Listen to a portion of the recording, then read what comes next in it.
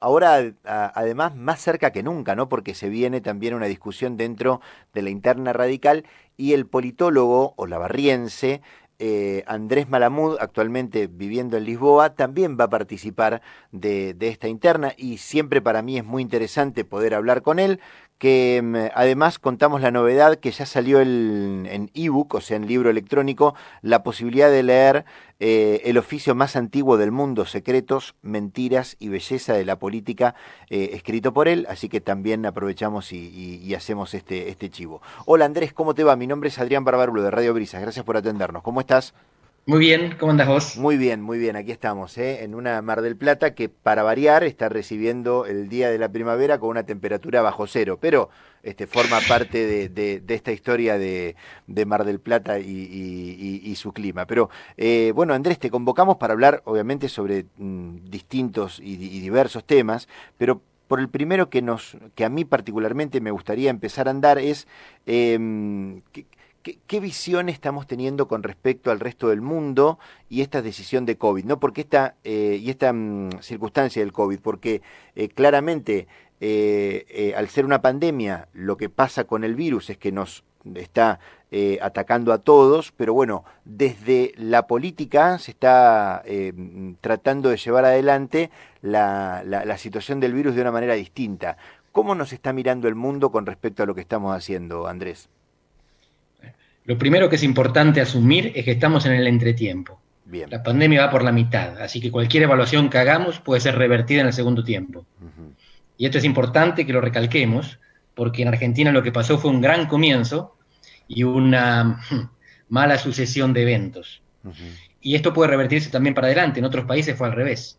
Empezaron muy mal y mejoraron al correr de los minutos del Ujú. partido. Ujú. ¿Cómo estamos ahora en Argentina? Somos un mal ejemplo. En el mundo nos miran como uno de los países con más casos, con más muertos últimamente, con menos políticas efectivas y capacidades estatales. Ujú. Pero hace 4 meses era exactamente lo contrario. Por eso es importante no festejar el resultado o no deprimirse hasta que termine el partido. Pero mientras tanto es importante analizar para ver qué es lo que se puede corregir. Ujú. Y en Argentina mi impresión es que hay tal cansancio con la pandemia y con la cuarentena que ya nadie está pensando mucho en corregir, sino solamente en aguantar. Ujú. A ver, Andrés, lo que creo también es que en esta circunstancia tan dura y tan dolorosa como es una pandemia, me parece que no vamos a poder medir tampoco resultados con respecto a triunfos. Y los argentinos somos muy triunfalistas. Bueno, en realidad hay muchos factores que por ahora no nos indican qué es lo mejor y qué es lo peor en Ujú. caso de pandemia. Por Ujú. ejemplo, hay democracias que reaccionaron bien y otras que reaccionaron mal. Lo mismo con las dictaduras. Lo mismo con países que tienen más capacidades estatales o menos capacidades estatales. Ujú. En general, lo que podemos decir hasta ahora es que la informalidad no es buena. Perú tiene un 70% de informalidad laboral y es el país que tiene más muertos per cápita. Ujú. Pero Italia y España son países súper desarrollados Ujú. y Ujú. están mucho peor que la mayor parte de los latinoamericanos. Ujú. Ujú. Así que tenemos que mirar el mundo un poco más amplio y lo que vemos que funciona por ahora es Asia-Pacífico, Ujú. es Corea del Sur, es Japón, es la misma China. Y entonces lo que estamos viendo es que es la cultura la que hace la diferencia. Pero la cultura no quiere decir cuánto sabemos de algún tema, cuánta es nuestra ilustración. Lo que quiero decir es que en Oriente y en Occidente los resultados son diferentes. Ujú. Y acá Occidente es el que tiene que aprender de Oriente, Ujú. porque ellos, por la razón que sea, lo están haciendo mucho mejor, mientras que en Occidente no hay grandes ejemplos, con excepción por ahora de Alemania y Ujú. países pequeños. Pero de los grandes, solo Alemania hay, da el ejemplo para mirar y ver qué es lo que hicieron bien. Y Bueno, todavía no lo tenemos claro. primero lo que tenemos que hacer, Andrés, es empezar a darnos cuenta que durante mucho tiempo también se demonizó esa mirada de Oriente, ¿no? Digamos, sobre todo porque de ahí venía. Exactamente. Esto es una jugada política también. Los líderes occidentales que no consiguieron hacer frente con éxito a la pandemia, lo que hacían era culpar al origen. Ujú. Políticamente válido, pero no nos explica por qué en el origen, no solamente en China, sino en los demás países que mencioné, que son democráticos, Taiwán, Corea del Sur y Japón, tuvieron mucho más éxito que Occidente en hacer frente al bicho. Ujú. Así que Occidente tiene que replantearse que las razones de su decadencia quizás no estén solamente en la economía, Ujú. también hay problemas de organización social y de capacidad estatal a la que no le prestamos atención, mientras discutíamos ideología. Ujú. Esto Bien. es importante. No Ujú. importa si seas de izquierda o de derecha. México es de izquierda, Brasil es de derecha. Los resultados de los dos son pésimos. Ujú. Sí, me parece que también es una mirada muy importante para hacer esa, ¿no? Digamos, no importa desde qué lado de la muralla se pare cada uno, pero sí cuáles son los resultados que están llevando con respecto a la pandemia. De hecho, a Alemania también durante mucho tiempo, a Merkel puntualmente, vos Andrés, esto que vivís en Europa lo debés saber también, muchas veces se la ha acusado de ser fría calculadora, de no tener ningún tipo de corazón. Sin embargo, la intervención de Alemania con respecto a la pandemia ha sido muy distinta a otros que han levantado la bandera de la solidaridad, ¿no? Sí, fue distinta en varios aspectos. Guarda que ellos cerraron las fronteras primero, hicieron lo mismo que todos los No, europeos. está bien. Pero después reaccionaron bien y empezaron a prestar sus hospitales para los enfermos de otros países, Ujú, para dar un simple ejemplo, caso ujú, de Italia. ujú, Lo que tienen claramente son más capacidades estatales, más capacidad sanitaria. ujú, Eso ayudó. Pero además, la estructura social alemana es diferente a la italiana. El ujú, hecho de que los italianos conviven en diferentes generaciones, todos juntos, en la misma casa, ujú, mientras que en Alemania los jóvenes están separados de los mayores. Y por lo tanto, esto debe haber contribuido a limitar los contagios al inicio, hasta ujú, que se dieron cuenta de que los mayores eran más vulnerables. ujú. Pero hay, de nuevo, estamos en la mitad del partido, Argentina empezó como un buen ejemplo y hoy es un mal ejemplo. Bien, Así que sería bueno saber qué es lo que hicimos bien o mal y te doy una pista. dale. Capaz que lo que estaba bien al principio estaba mal al final, Ujú, que hay que cambiar, que ujú, la misma jugada funciona al principio, una vez que el rival te la detecta, tenés que hacer otra. ujú, Y no ujú, es que el coronavirus aprenda, es que la cuarentena es efectiva si es corta y se te permite prepararte para después. ujú, Si la mantenés para siempre, te morís de hambre. ujú. Ahora, para mí Argentina, Andrés, está lleno de puntos de inflexión, ¿no? Digamos, Constitución del 94, vuelta a la democracia, podría seguir nombrando. La pandemia para mí era otro, ¿no? Que si, bueno, este es el punto de inflexión donde vamos a salir todos juntos y todos mejores. Pero sin embargo, la campaña empezó hace rato por aquí, ¿o no? Sí, hubo una reacción más que loable al principio de la pandemia, cuando el gobierno y la oposición se reunieron detrás de una respuesta sanitarista. Están las palabras de Mario Negri diciendo: presidente, usted es el comandante de este barco y marque el rumbo que nosotros lo acompañamos. Ujú, La reta todavía seguiría en ese acompañamiento, pero de a poco se fue deshilachando, en parte sobre todo por acciones del gobierno, por internas del gobierno, pero también por internas de la oposición, los tironeos entre los duros y los moderados. ujú, Y esto destaca una vez más que los argentinos hacemos las cosas bien en última instancia, cuando estamos frente al abismo.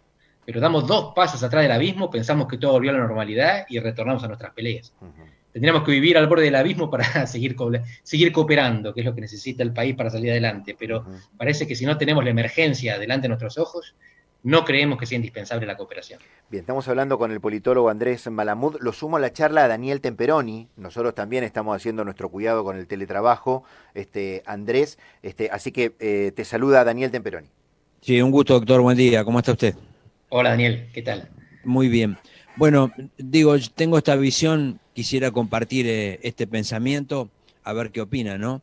Eh, Más allá de todos los desencuentros, incongruencias y faltas que hemos podido tener hasta ahora, yo estoy contando 189 días hoy de teletrabajo, en nuestro país, en Argentina, las cosas se han llevado medianamente bien frente a algo tan inédito, ¿no? Y con un diario del lunes muy cercano de lo que le había pasado en la primera oleada al continente europeo. Me da la sensación que es un momento para que se pueda observar, si es posible, el vaso medio lleno y no el vaso medio vacío, porque si no sería echar por el drenaje el esfuerzo de millones de personas. No sé si esta visión la comparten algo, pero me parece que con el diario del lunes de esta segunda oleada en Europa, no hemos hecho tan mal las cosas en Argentina, ¿no? Bueno, de nuevo, no tenemos el diario del lunes. Tenemos el diario del domingo en el entretiempo. El partido se está jugando y no sabemos cómo termina. No tenemos la menor idea de cómo termina. Lo que sí estamos viendo es que la cuarentena argentina fue muy efectiva al principio y poco efectiva al final. Es lo que se llama rendimientos decrecientes. Algo que rinde mucho cuando empieza y rinde cada vez menos. Un ejemplo típico es cuando tenemos mucha hambre, vemos una pizza y empezamos a comer con fruición, es fantástica. Pero después de la quinta o la sexta porción estamos llenos. Y la octava nos empalaga, no queremos más. Lo mismo que nos daba placer, ahora nos da displacer. Y es importante entonces tener esto en cuenta. La falta de adaptación de una buena medida termina siendo una mala medida. Y en función de lo que está ocurriendo con esta segunda oleada en Europa, ¿qué deberían hacer entonces los países del hemisferio sur en cuanto a sus propias realidades, ¿no? Porque tenemos cruzando la frontera un país como Brasil que tiene miles y miles y miles de muertos, ¿no? O tenemos en el hemisferio norte, también en América, a otro desastre como Estados Unidos. Así es, y sin embargo, tienen menos muertos que España e Italia todavía. Por eso quiero dejar muy claro que países súper civilizados, suaves y socialdemócratas siguen siendo los peores ejemplos en la lucha contra el virus, hasta ahora. Y recalco siempre, hasta ahora. No hay buenos ejemplos y nadie se atreve a dar recetas. Los que se atreven terminan fracasando. El problema de Argentina es la falta de adaptación, no la equivocación inicial. Eso tiene que quedar claro. Pero el acierto inicial mantenido se transforma en error. En Europa, frente a la segunda ola, están viendo qué hacen. Y lo que decidieron hasta ahora es intermitencia, no es retroceso. Empezaron las clases en Portugal. Acabo de dejar a mi hija en la escuela. Había empezado el viernes pasado, hoy es el segundo día. Posiblemente van a tener contagios y van a tener que cerrar por un par de semanas en algunas escuelas. Y así iremos conviviendo con el virus hasta que llegue la vacuna. Si llega. Pero mientras tanto, vivir encerrado en casa no es una solución. La gente tiene que salir a trabajar y tiene que comer. Y por lo tanto tenemos que pensar en una respuesta sustentable, no una solución. No sabemos cuál es la solución. Pero respuestas sí podemos tomar. Y deben ser capaces de mantenerse en el tiempo. Quedarse encerrado en la cueva no es solución. Y desde Europa, ¿cómo están viendo? Ahora voy a la parte económica, ¿no? Porque ya ha habido, por ejemplo, un país como Francia que no está en condiciones, dice, de firmar un acuerdo Unión Europea-Mercosur.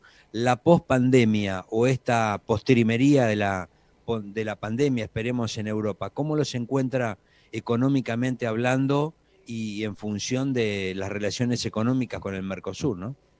Buena pregunta. Todo Occidente va a caer económicamente en cifras grandes. En general, un dígito, algunos países dos. Acá el problema es Argentina, que es uno de los pocos países en el mundo que venía con alta inflación y sin crédito. Así que no es la pandemia. En Europa la pandemia va a haber generado desocupación y un poquito más de pobreza. En Argentina, mucha más desocupación, mucha más pobreza y más quiebra de empresas, porque no había capacidad previa para la resistencia. El problema no es el coronavirus, sino sobre qué sociedad y economía se instala el coronavirus. Respecto al acuerdo del Mercosur con la Unión Europea, lo que estamos descubriendo es algo que ya sabíamos. Europa es proteccionista. En temas agropecuarios, el Mercosur es competitivo. Y los productores agropecuarios europeos no quieren que el Mercosur entre más barato a venderle productos que ellos producen de manera protegida, más caros. Y por lo tanto están aprovechando cualquier excusa, y la mejor excusa es lo que está pasando con la Amazonia en Brasil, para decir, miren, si ustedes no cuidan el ambiente, nosotros no comerciamos con ustedes, no les abrimos nuestro mercado. Acá la cuestión es, sobre todo, de proteccionismo económico, y la excusa es medioambiental. Y en todo esto Argentina no es muy relevante. Lo que cuenta son sobre todo los agricultores franceses y la impresentabilidad de Bolsonaro para el electorado francés. El proteccionismo francés se aprovecha de Bolsonaro y de la Amazonia para decir, aprovechamos, bueno, no abrimos nada, sigan protegiendo, sigan subsidiando nuestro campo y que en el Mercosur se arreglen como puedan. Andrés, por último, estamos llegando ahí sobre las noticias, vas a jugar la interna radical en provincia de Buenos Aires, con Maxi Abad, un coterráneo nuestro. A ver, explícame un poco. Bueno, te cuento, yo soy radical desde los 14 años, desde la ocupación de Malvinas, cuando Alfonsín se opuso a la guerra. Y desde entonces acompaño cuando puedo a los hombres y mujeres de mi partido. En esta ocasión me parece que hay un intento de renovación muy loable, porque el radicalismo bonaerense necesita renovación, y Maxi encabeza ese proceso, con una apertura que a mí me pareció muy interesante y hace tiempo que no veía en el partido, con la convocatoria de Facundo Manes, por ejemplo, y con una paridad de género que es ahora obligada por ley, pero se hubiera hecho en cualquier caso. Y simplemente lo que decidí es acompañar a los que pienso que están dispuestos a que este partido sea un poquito menos conservador, un poquito menos misógino, y que ya no represente solamente a los viejos que duermen la siesta en pijama, que represente también a los jóvenes y a las mujeres, que eso es lo que necesita la renovación bonaerense, y además que piense en la provincia de Buenos Aires como un problema y no como una solución. Una provincia grande en la cual desde La Plata, desde Capital, deciden cuándo se cuarentena en Mar del Plata y en Bahía Blanca. Eso es inaceptable. La autonomía de los municipios con diferentes realidades tiene que ser considerado, y eso es algo que no se puede hacer desde el conurbano. Bueno, Andrés, es un placer hablar con vos. Yo te agradezco mucho la posibilidad de que te hagas un rato en tu tarea para hablar con Radio Brisas.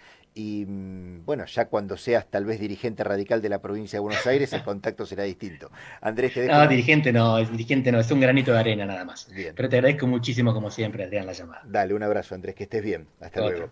Estábamos hablando con Andrés Malamud, el politólogo argentino que está radicado en Lisboa, hablando un poco de todo, ¿no? Sobre el tema pandemia, la mirada de Europa, la cuestión también de la provincia de Buenos Aires. Ya en algún momento lo convocaremos también para hablar sobre la división de la provincia de Buenos Aires. Es uno de los que está intentando militar que la provincia de Buenos Aires, como está, en un estado tan grande, tipo elefante blanco en algunas cuestiones, no puede llevarse a cabo. Pero nos parecía interesante poder arrancar el día de hoy, esta semana, hablando con el politólogo Andrés